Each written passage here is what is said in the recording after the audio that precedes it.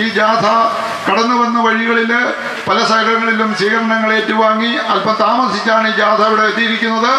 അതുകൊണ്ട് ഈ ജാഥ ഞാൻ ആദ്യം പറഞ്ഞതുപോലെ ഈ ജാഥ നയിക്കുന്നത് വൺ ഇന്ത്യ വൺ പെൻഷൻ എന്ന മഹാപ്രസ്ഥാനത്തിൻ്റെ ഈ ഇന്ത്യ കണ്ട ഏറ്റവും വലിയ ആശയപ്രചരണത്തിൻ്റെ സ്ഥാപക നേതാവിൽ ഒരാളായ റോജർ സബാഷിനാണ് ജാഥ നയിക്കുന്നത്. അദ്ദേഹത്തെ ഞാൻ ഈ കളത്തൂക്കടവ് നിവാസികളെ അഭിസംബോധന ചെയ്യുവാൻ സ്നേഹപൂർവ്വം ക്ഷണിക്കുകയാണ്.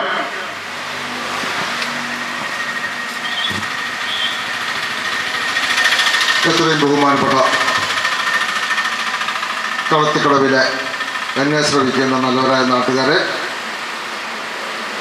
വ്യാപാരി സുഹൃത്തുക്കളെ, ടാക്സി തൊഴിലാളികളെ, കർഷകരെ, വൺ ഇന്ത്യ വൺ പെൻഷൻ എന്ന ആശയം വിഭാവനം ചെയ്യുന്നത് കൂടിയ പെൻഷൻ കുറച്ചുകൊണ്ടും കുറഞ്ഞ പെൻഷൻ കൂട്ടിക്കൊണ്ടും ഒരു ഏകീകരണം നടത്തി ജീവിക്കാൻ ആവശ്യമായ ഒരു തുക പ്രതിമാസം 10,000 രൂപയെങ്കിലും പെൻഷനായി നൽകണമെന്ന് ആവശ്യപ്പെടുകയാണ്. എന്തിനാണ് പെൻഷൻ? അത് ജീവിക്കാനുള്ളതാണ്. അങ്ങനെയാണെങ്കിൽ എനിക്കും നിനക്കും ജീവിക്കാൻ ഒരു തുക മതിയെങ്കിൽ ഇന്ത്യൻ പ്രധാനമന്ത്രി ആയാലും ഇവിടുത്തെ വഴിയരികിൽ ചെരുപ്പ് നന്നാക്കുന്നവനായാലും പട്ടാളക്കാരനായാലും കർഷകരായാലും വ്യാപാരി വ്യവസായികളായാലും ഓട്ടോ ഡ്രൈവർമാരായാലും ജീവിക്കുന്നതിന് ഒരു തുക മതി. അങ്ങനെയാണെങ്കിൽ എന്തിനാണ് അന്യായമായ പെൻഷൻ നൽകുന്നത്?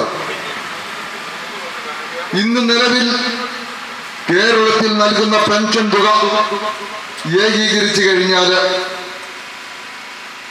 ഒരു വ്യക്തിക്ക് 7,000 രൂപ വെച്ച് കൊടുക്കാൻ കഴിയുമെന്നാണ് നമ്മുടെ സാമ്പത്തിക ശാസ്ത്രജ്ഞന്മാർ കണ്ടെത്തിയിരിക്കുന്നത്.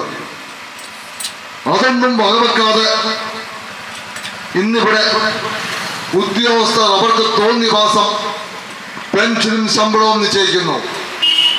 അവർ തന്നെ പറയുന്നു കടമെടുത്താണ് മുന്നോട്ട് പോകുന്നത്, അതുകൊണ്ട് ഈ 1,600 കൊടുക്കാൻ പോലും പണം തികയുന്നില്ല എന്ന്. അങ്ങനെയാണെങ്കിൽ എങ്ങനെയാണ് എല്ലാ സർക്കാർ ഉദ്യോഗസ്ഥരുടെയും അല്ലെങ്കിൽ പെൻഷൻകാരുടെയും അക്കൗണ്ടിൽ കൃത്യമായി 1-ാം തീയതി അല്ലെങ്കിൽ 5-ാം തീയതിയെങ്കിലും പെൻഷൻ എത്തുന്നത്? ഈ കഴിഞ്ഞ 11-ാം ശമ്പള കമ്മീഷൻ പരിശോധന നടത്തിയപ്പോൾ അവിടെ ഹാജരായി ഞങ്ങൾ വളരെ വ്യക്തമായി പറഞ്ഞു, ഇനി ശമ്പളം വർദ്ധിപ്പിച്ചാൽ, പെൻഷൻ വർദ്ധിപ്പിച്ചാൽ അത് മുടങ്ങുന്ന ഒരവസ്ഥയിലേക്ക് നമ്മുടെ കൊച്ചു കേരളം വീഴുമെന്ന്. അപ്പോൾ പറഞ്ഞു ഇത് കണ്ടെത്താനും ഞങ്ങളെ കൊണ്ടാകുമെന്ന്. ഒരു പൈസ പോലും നെല്ലിനോ അല്ലെങ്കിൽ കാർഷിക ഉൽപ്പന്നങ്ങൾക്കോ വില വർദ്ധിക്കാതെ കൃഷിഭൂമിയുടെ ടാക്സും വൈദ്യുത ചാർജും അതുപോലെ നിത്യോപയോഗ സാധനങ്ങളുടെ വില വർദ്ധിക്കുന്നു. അവിടെ എങ്ങനെയാണ് സാധാരണക്കാരൻ ജീവിക്കുന്നതെന്ന് ചിന്തിച്ചു കഴിഞ്ഞാൽ നമുക്ക് ഏവർക്കും അറിയാം, ഒരു നേരം ഭക്ഷണം കഴിച്ചും കഴിക്കാതെയുമൊക്കെ ജീവിക്കുന്നൊരവസ്ഥ. ഈ അവസ്ഥയ്ക്ക് വ്യക്തമായൊരു മാറ്റം ഉണ്ടാകണമെങ്കിൽ നമ്മുടെ രാജ്യത്തെ അനാഥാലയങ്ങളുടെ എണ്ണം കുറയണമെങ്കിൽ വയോജനങ്ങൾക്ക് അല്ലെങ്കിൽ കുടുംബത്തിലെ സാധാരണക്കാർക്ക് ജീവിക്കണമെങ്കിൽ എന്താണ് മാർഗമെന്ന് ചിന്തിച്ചാൽ അതിനുള്ള ഏറ്റവും നല്ല പോംവഴി ഒന്നല്ലേ സാമൂഹിക സുരക്ഷാ പെൻഷൻ. ഒരു 10,000 രൂപയെങ്കിലും പ്രതിമാസം ഓരോരുത്തരുടെയും കൈകളിലെത്തിയാൽ അതുകൊണ്ടുള്ള ഗുണം എന്താണെന്ന് നമ്മൾ ചിന്തിച്ചു കഴിഞ്ഞാൽ ഇപ്പോൾ നിലവിൽ കൊടുക്കുന്ന പൈസ എങ്ങോട്ടാണ് പോകുന്നതെന്ന് ചോദിച്ചാൽ ഒരു 1,600 രൂപ കയ്യിലെത്തിയാൽ പിറ്റേ ദിവസം തന്നെ നമ്മുടെ വിപണിയൊക്കെ ഒന്ന് സജീവമാകും. ഒരു 3 ദിവസത്തേക്ക് അത് 10,000-ആയി കൃത്യമായി എത്തിക്കഴിഞ്ഞാൽ ഒരു സംശയവും വേണ്ട, ഇവിടുത്തെ ഓട്ടോറിക്ഷക്കാർക്കാണെങ്കിലും വ്യാപാരികൾക്കാണെങ്കിലും എല്ലാ മേഖലയും ഉണരും. അതുപോലെ തന്നെ അതിൻ്റെ 40% തുക നമ്മുടെ സർക്കാരിൻ്റെ ഖജനാവിലേക്ക് എത്തും. GST എന്ന ഓമനപ്പേരിട്ട് വിളിക്കുന്നു.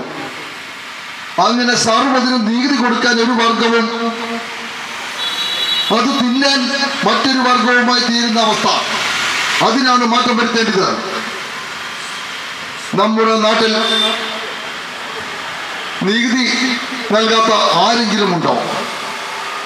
ഉപ്പ് തൊട്ട് കർപ്പൂരം വരെ മേടിക്കുന്ന എല്ലാ സാധനങ്ങൾക്കും, കാപ്പിക്കുരുവായാലും റബ്ബറായാലും കുരുമുളകായാലും ഏലമായാലും വിൽക്കുന്ന എല്ലാ സാധനങ്ങൾക്കും നികുതി കൊടുത്തതിന് ശേഷമാണ് നമുക്കുള്ള പൈസ കടക്കാർ വിലയെടുത്തത്. ആ രീതിയിൽ എല്ലാ സാധനങ്ങൾക്കും നികുതി ഉണ്ടെങ്കിലും നമ്മുടെ എന്തുകൊണ്ടാണ് ഗവൺമെന്റ് നമുക്ക് പെൻഷൻ നൽകാൻ വിസമ്മതിക്കുന്നത്? പാവങ്ങളെ നിലനിർത്താൻ കഷ്ടപ്പെടുന്ന നമ്മുടെ ഇവിടുത്തെ രാഷ്ട്രീയ പാർട്ടികൾ, അവർക്ക് കൊടി പിടിക്കാൻ ആളെ കിട്ടണമെങ്കിൽ ഒരു തൊഴിലുമില്ലാതെ പണമില്ലാത്ത ഒരു വിഭാഗത്തെ ഇവിടെ നിലനിർത്തേണ്ടത് അവരുടെ ആവശ്യമാണ്. അതുകൊണ്ടല്ലേ അവർ ആളോഹരി വരുമാനം വർദ്ധിപ്പിക്കുന്നതിന് വേണ്ടി ഉദ്യോഗസ്ഥരുടെ ശമ്പളം അമിതമായി വർദ്ധിപ്പിക്കുകയും അതുപോലെ തന്നെ പെൻഷൻ വർദ്ധിപ്പിക്കുകയും ചെയ്യുന്നത്. അപ്പോൾ പണം അവിടെ കുന്നുകൂടും. തങ്ങൾക്ക് പ്രവർത്തിക്കാൻ ആവശ്യമായ ഒരു തുക അവരിൽ നിന്ന് തിരിച്ചു മേടിക്കാനും സാധിക്കും. അതുകൊണ്ട് പെൻഷൻ എന്നുള്ളത് ജീവിക്കാനുള്ളതാണെങ്കിൽ നമ്മൾക്ക് ഏവർക്കും തുല്യ പെൻഷൻ, തുല്യനീതി അവകാശമാണ് നോർക്കെ പ്രഖ്യാപിച്ചുകൊണ്ട് ഞാൻ എൻ്റെ വാക്കുകൾ ഉപസംഹരിക്കുന്നു. നന്ദി, നമസ്കാരം. ജയ് വൺ ഇന്ത്യ വൺ പെൻഷൻ.